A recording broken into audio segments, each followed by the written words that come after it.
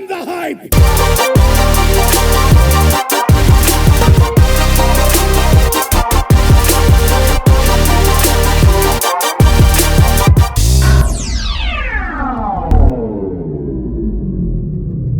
Happy Monday, Hype Nation. Yes, I know. You're probably like, I hate Mondays. There's nothing to be happy about, or I don't want to go to work. Trust me, I'm the exact same way myself.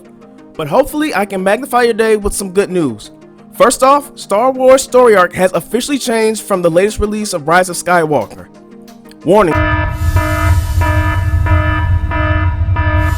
Spoilers ahead. If you don't wish to partake in this segment, you're more than welcome to skip ahead to be spoiler zone free. Alright, so to all Star Wars fanboys and fangirls, Darth Revan is now officially canon. That's right, I said it, Darth Revan, the OPG. For those of you who are unfamiliar with this character, he's the main one you play as in Star Wars Knights of the Old Republic 1 and 2, released in 2003 and 2004.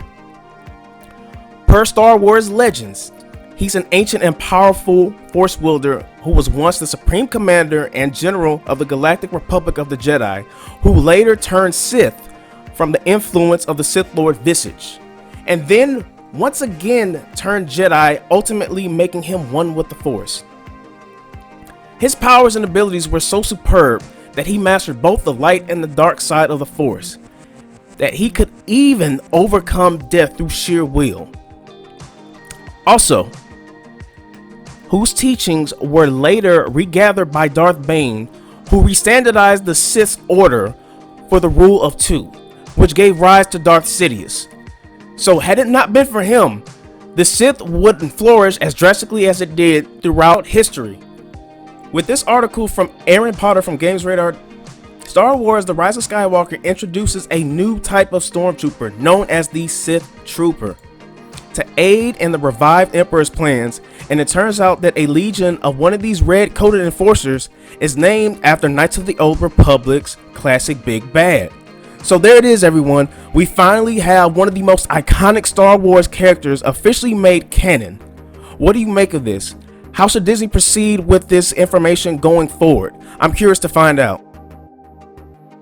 Moving along to the M-bomb of Capcom, Resident Evil 3 Remake is going to be a collaboration sensation.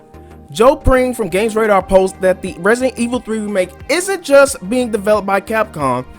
As it turns out, a name that'll be familiar to many fans of the acclaimed Platinum Games has been brought on board to share the workload. According to reports, former Platinum CEO Tetsuya Minami has recently formed a new studio, M2 Inc., backed directly by Capcom, with next year's remake said to be its first major project.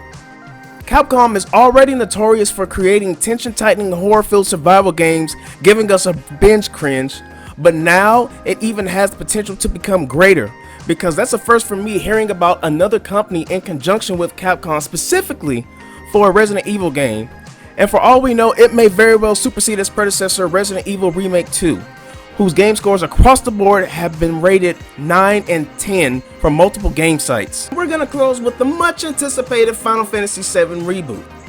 Reliable leaks indicates that Final Fantasy VII Remake demo is coming soon.